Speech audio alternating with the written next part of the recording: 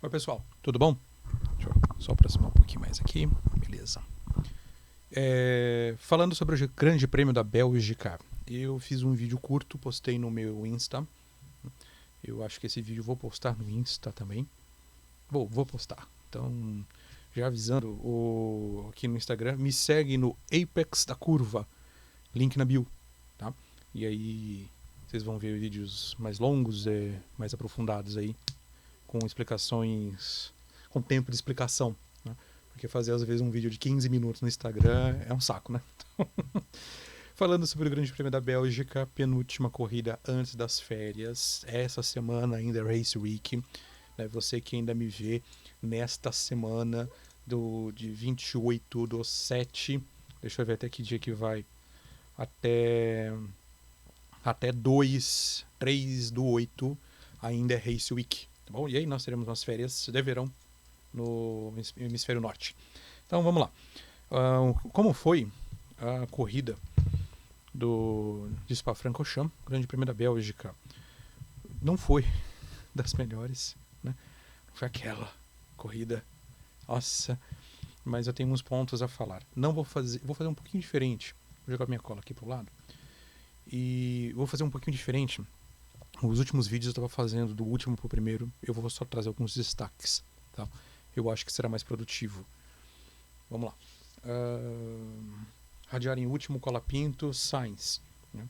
O Sainz tem um esboço de uma boa corrida, mas também é um dos que vão para duas paradas. Fez uma série de trocas aí no carro.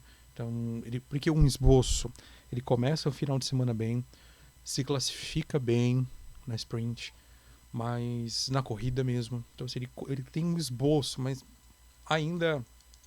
Será que o Sainz está na categoria Daniel Ricciardo de se adaptando ainda? Né? Não é um piloto mais tão jovem, mas também não é um piloto velho para falar, nossa, está com dificuldade. Né? O cara vai fazer ainda 10 anos, não, está fazendo agora 10 anos de Fórmula 1. Então, difícil. Alonso, né, 16º, o Kimi Antonelli, desculpa, Alonso 17º, a Kimi Antonelli 16º. E em relação ao Kimi, gente, Spa não é uma corrida boa para rookie. Não é. Então, se a gente pensar na corrida do Bortoleto, foi um corridão. Foi um final de semana, um baita de um fim de semana. Porque Spa-Francorchamps não é pista para rookie. Ainda mais com chuva. E o Antonelli, não sei se o excesso de pressão, a alta expectativa em cima dele está fazendo com que ele tenha baixos rendimentos. E a pista não facilita muito.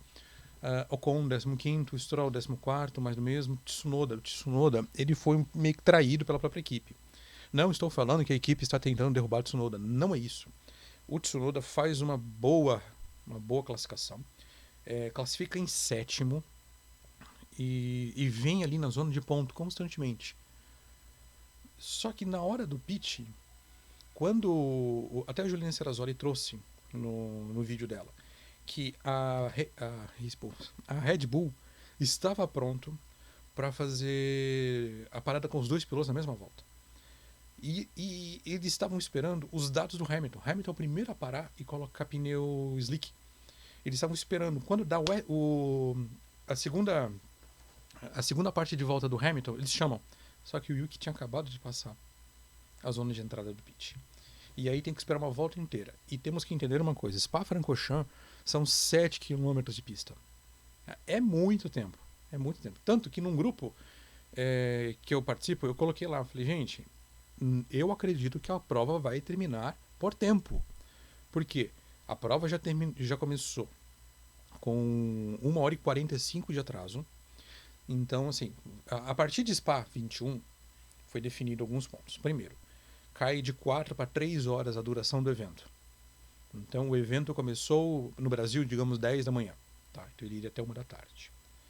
A prova começa ali 11h45 da manhã, ou 4h45 de lá. Então, teria pouco tempo aí.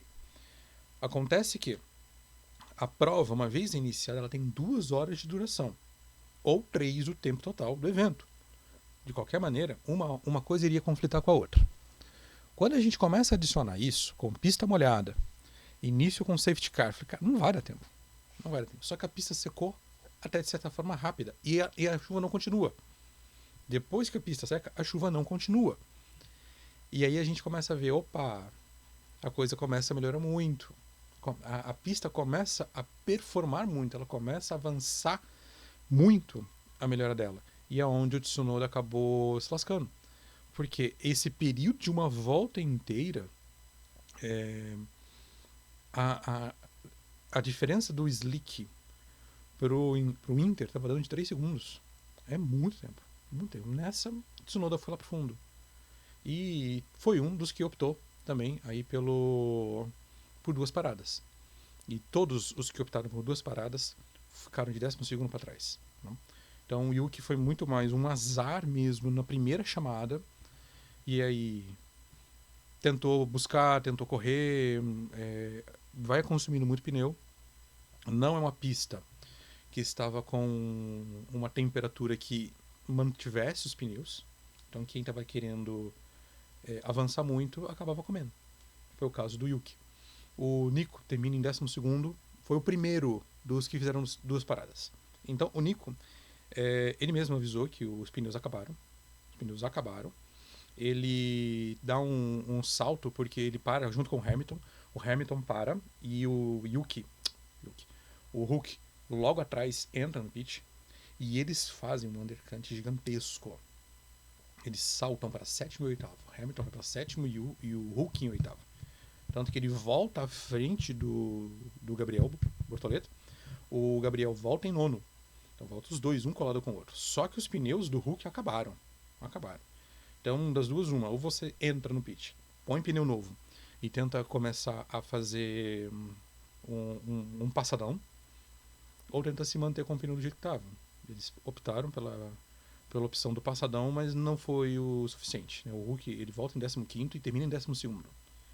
Ainda consegue fazer uma passagem, mas não foi o suficiente, porque Spa não é uma pista de ultrapassagem. Não é uma pista que dê para fazer ultrapassagem. Berman, 11º, reclamou muito, né, do contexto por terminar em 11º. A 4ª corrida que ele termina em 11º, bem beirando ali a zona de pontos, mas não teve muito o que fazer. Gasly, 10º, Gabriel, não. Né? O Gabriel, ele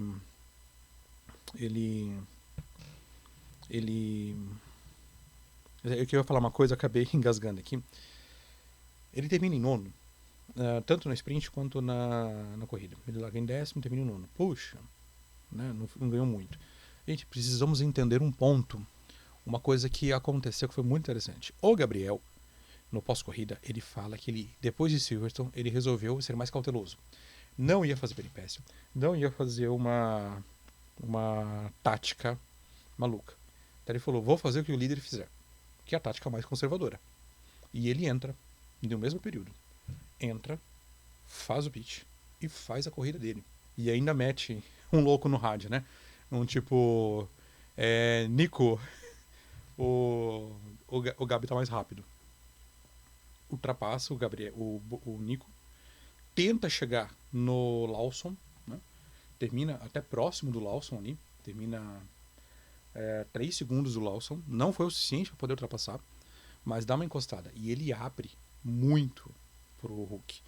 Ele chega a ter 4 segundos pro Hulk, quando o Hulk obviamente abandona a corrida para poder fazer o pitch, né? E tentar voltar ali, tentar chegar num 10º lugar, né?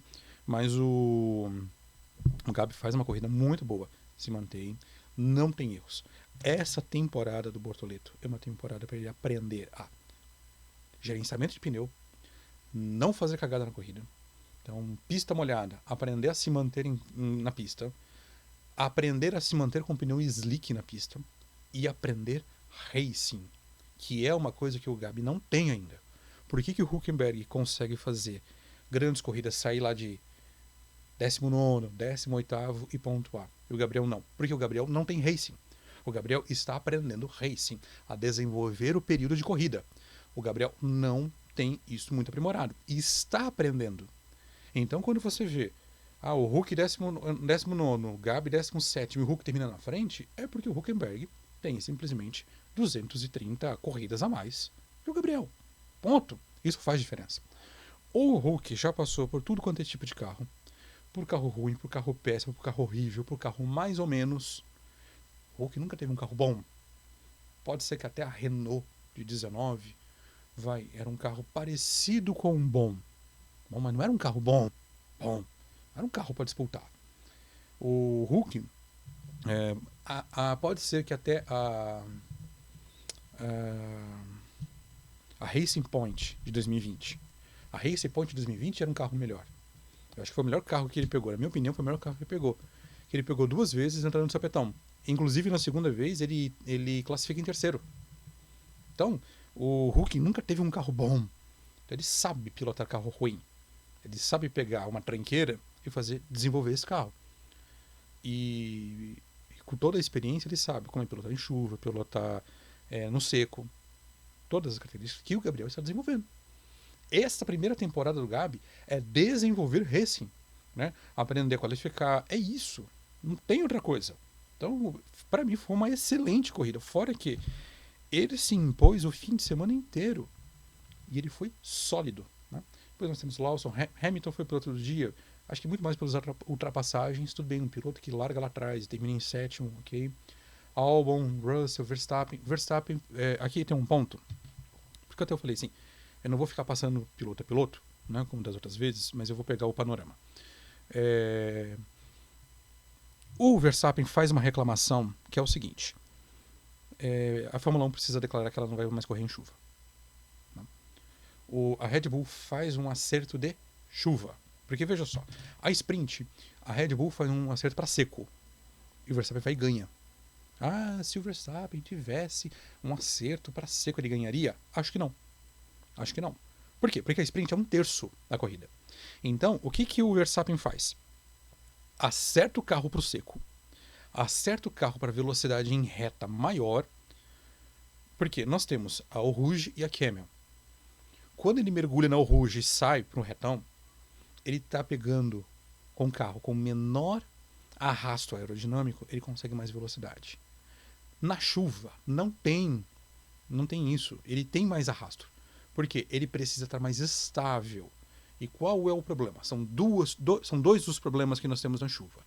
Primeiro, né, o desgaste de pneu e segundo, o spray. Tá? E aí nós temos 2 pontos. Primeiro, trouxe até esse carrinho aqui. É um carro da Fórmula E, né, mas dá para ter uma boa ideia. Veja só. Quando a gente pega os carros antigos, esse aqui é o carro de Jim Clark, campeão em... esqueci o ano agora. É a Lotus 48. Mas eu esqueci. Falhou. Eu comprei justamente por causa do título, né? E é capaz do jeito que é na minha cabeça que eu tenho até falado do piloto errado. Quando a gente pega esse carro, mais estilo barata, digamos, né? O que acontece? O vento vem por aqui, contorna o pneu e passa. Quando ele vem para o pneu traseiro, ele faz esse movimento, né?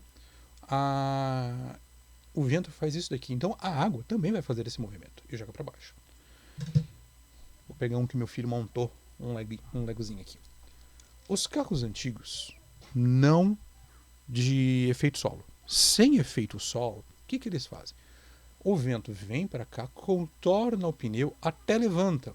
Só que a asa traseira, ela consegue canalizar o volume de água, seja para os lados, seja um pouco para baixo.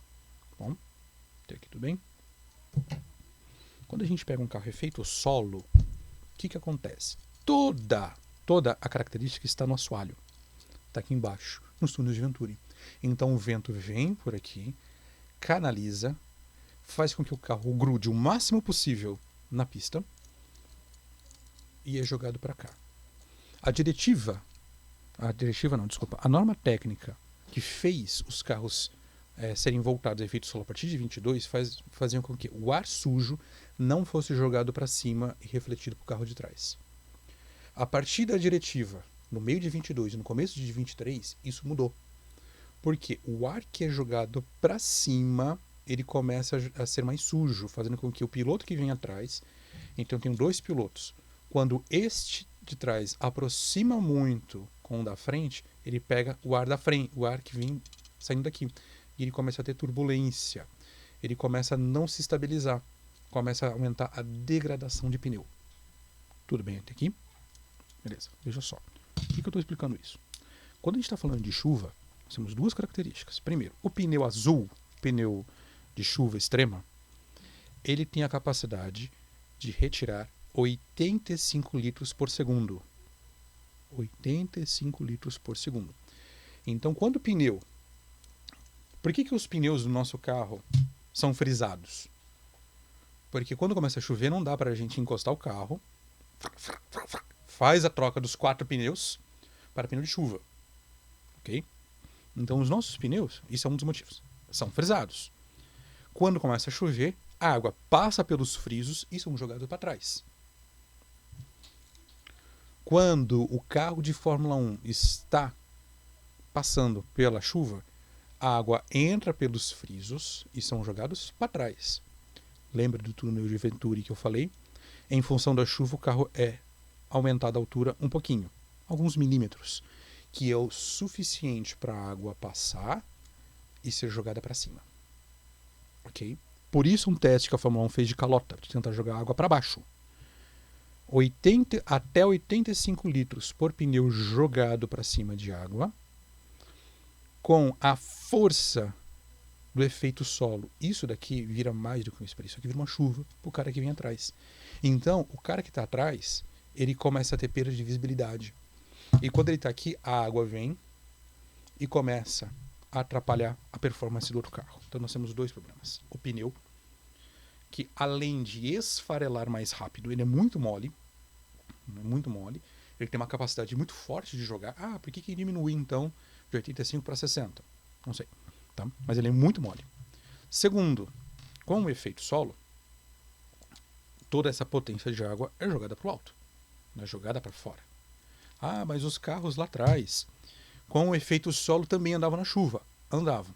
Duas características. Primeiro, não prezava-se tanto a segurança, como se preza hoje. Segundo, os carros tinham saia. Na lateral, os carros tinham saia. Uma saia que fechava e fazia com que a água também fosse canaletada. Por que retiraram a saia? Porque a saia, além de ajudar a grudar o carro no chão, ele aumentava a performance do carro em curva, deixando o carro muito mais veloz e arisco na curva. Muito mais propenso ao acidente. E a gente vê o nível, a quantidade e a qualidade, digamos assim, no sentido ruim de acidentes que nós temos de 79 e 83. Então, a saia foi retirada. Tanto que uma das coisas que foi colocada aqui nesse regulamento de carro asa, não se pode ter saia. Toda a característica fica no assoalho do carro, não na saia. Então, o que acontece hoje? Quando o carro sobe muito, aumenta o propósito, por quê? Porque não tem saia para segurar e manter o ar dentro dos túneis de Venturi. Então você tem que abaixar muito. Aí você abaixa, aumenta o propósito, você sobe. Desculpa, eu falei subir. Você abaixa muito o carro, começa a ter propósito, porque o carro começa, às vezes o túnel não vai dar conta, seja por uma projeção, seja pela característica do carro. Aí você sobe. Só que se você sobe, perde a força aerodinâmica dos túneis de Venturi. A saia resolveria isso. Só que a saia deixa o carro muito mais perigoso. E a saia ajudaria um pouco na questão do spray. Só que a saia vai deixar o carro mais perigoso. Falei que tem dois pontos. Então, um dos pontos é esse. É uma questão aerodinâmica. Seja do pneu, seja da saia. Seja do spray do carro asa. Segundo, as equipes não estão muito abertas a testes com carro azul, com pneu azul. Seja porque precisa de uma característica muito específica para você treinar esse tipo de pneu, que vamos molhar a pista. Vamos molhar, mas não é a mesma coisa. Há testes com pista molhada, em que a FIA vai lá, a Pirelli vai lá e molha a pista. Não é a mesma coisa. Então há esse misto. Seja a fornecedora de pneus que tem muita dificuldade de desenvolver um pneu para pista molhada, seja as equipes também que não têm digamos, essa docilidade de vamos treinar com o pneu azul. Tá? E no briefing, a Juliana Serrazoli, eu trouxe bastante esses dados dela, né? Porque, pelo que ela trouxe, né? A Juliana Serrazoli trouxe que no briefing, no sábado, os pilotos trouxeram a questão de quando eles reclamarem de visibilidade, red flag, para evitar o que aconteceu em Silverstone há 3 semanas. As batidas que tiveram e até o problema do Piastri com o Verstappen no safety car, né? Então, os próprios pilotos também contribuíram para uma red flag. Agora, esbarrando aqui em alguma coisa. Agora, o Verstappen trouxe essa questão. Ele só fala que não vai correr mais em chuva. Por quê? O carro dele estava acertado para a chuva. Quando a pista seca, acabou. Acabou a performance que ele teria. Então, veja o próprio Hamilton. Quando o Hamilton, a pista seca, acabou. Né? Acabou aquele avião que estava ultrapassando todo mundo. Porque o carro estava voltado para a pista molhada. A pista secou e não houve chuva novamente. A pista seca. E até aquela minha previsão, olha, vai acabar por tempo, não acontece. Por quê? Porque a pista secou. Então, veja só, essa questão da chuva é muito mais abrangente do que a gente pensa. Porque antigamente corria. Porque o piloto era raiz. Não é só isso. Tudo bem que antigamente, né, por que um piloto não tinha 7, 8 títulos? Porque o cara não estava vivo. O cara não estava vivo para poder chegar a tudo isso. Quantos pilotos morreram, né, e simplesmente não puderam disputar de novo?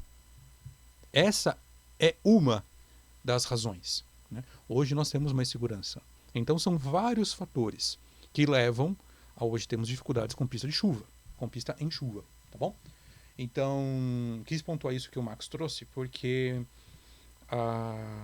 é uma característica, é uma dificuldade da característica dos carros de hoje, tá? Leclerc terceiro, Piat, Lando segundo. Gente, eu gosto do que o... Nossa, esqueci o nome dele. O Ludiero traz. Lando Popcorns. Cara, não dá. Não dá pra você fazer uma relargada ou uma largada com pista saindo de safety car com aquele retão e ele acelerando no retão. Não dá. Ele deveria ter espremido, deveria ter segurado até a última curva e acelerar ali. Saindo na primeira volta, ele tem o Rouge, Radion, Camel. Não dá. Eu vejo assim muito a mãe dele, a mãe do Lando aparecendo, até trazendo aquela coisa um pouco mais animada, mais divertida, mais afetiva. E a pergunta que eu faço, será que tudo isso não é uma questão de marketing também? Um piloto britânico, fofinho, bonitinho, lindinho, contra um australiano frio que chega e se impõe um malvadão? Será que também não faz parte de um jogo psicológico? Só que o Piastri não entra nesse jogo, mas os fãs entram. Que se por acaso o Piastri for campeão em cima do coitadinho do Lando, nós não temos aí um malvadão, né? E um piloto que deveria ser aquele que é o exemplo da humanidade não foi campeão, né? Será que não estão construindo uma narrativa para isso? Porque, gente, pelo amor de Deus, um piloto que precisa ser campeão precisa se impor. Não, o Lando deveria fazer hoje o que ele fez em Silverstone, né? Bater na mesa e aí quando ele começa a acelerar, né, ele entra com o pneu duro. E eu achei muito interessante a proposta do pneu duro. Eu acho que ele deveria fazer algo diferente, sim. O pneu duro traria para ele esse stint maior para chegar no final com mais pneu. A ideia do pneu duro não era ultrapassar logo de cara. Não era nas 10 primeiras voltas. Era nas 5 últimas. Só que ele vai e erra 2 vezes. Tem um erro no pit, que se você somar... vamos tirar o erro do pit, né? O pit do Piastri foi 2.3, se não me engano, e do Lando acho que foi 3.0, 3.6, não me recordo agora. Mas os 2 erros do Lando somados deram 3 segundos e alguma coisa. 1 por 3,5, que foi a diferença, né? Ó, o Lando termina 3.415 do Piastri. Ele teria ultrapassado. Não sei, mas ele teria chego. E aí, uma vez que chegou, um botar pressão no outro, entendeu? E o Lando chegaria com mais pneu do que o Piastri. E o Piastri faz uma corrida absurda.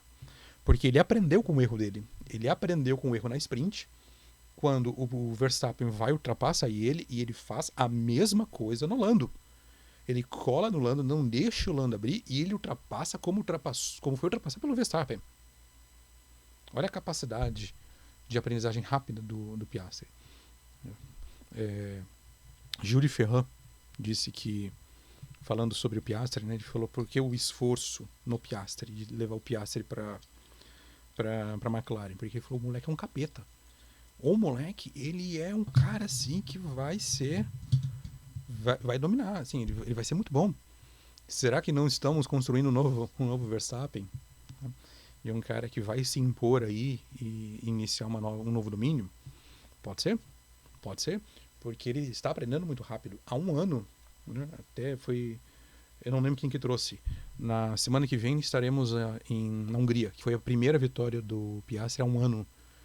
E há um ano ele estava tendo problemas de gerenciamento de pneus, ele mesmo falava disso, e gerenciamento de corrida. Ele já tinha uma ideia, mas sempre quando chegava lá no terço final, parecia que ele perdia performance. Agora não. Ele está sendo muito consistente.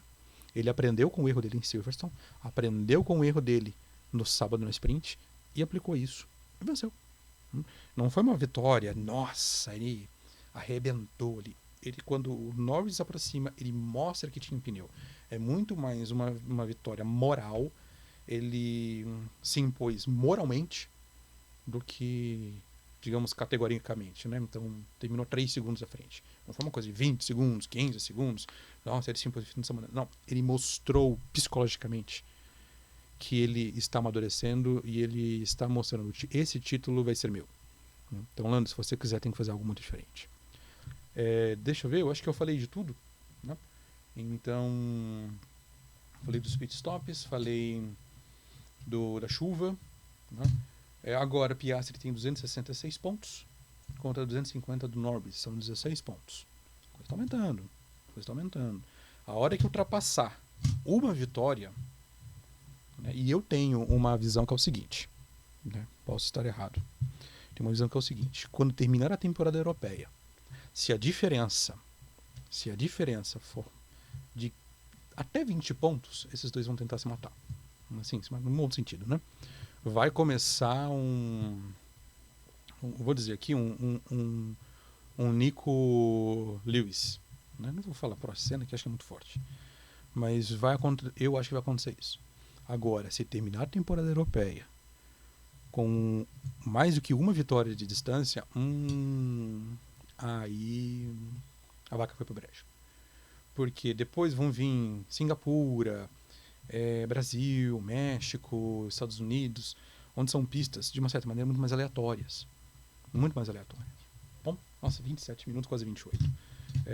Ainda bem que eu falei que eu fiz um curtinho, né? E esse aqui mais longo. Gente, muito obrigado. É isso. Dúvidas, sugestões, perguntas? Coloca aí. Põe no chat, manda no privado e eu vou respondendo. Esse final de semana temos ainda Hungria, né? Hungaroring e aí férias de verão. Valeu, curta, comente, compartilha, vai ajudar bastante. Até mais.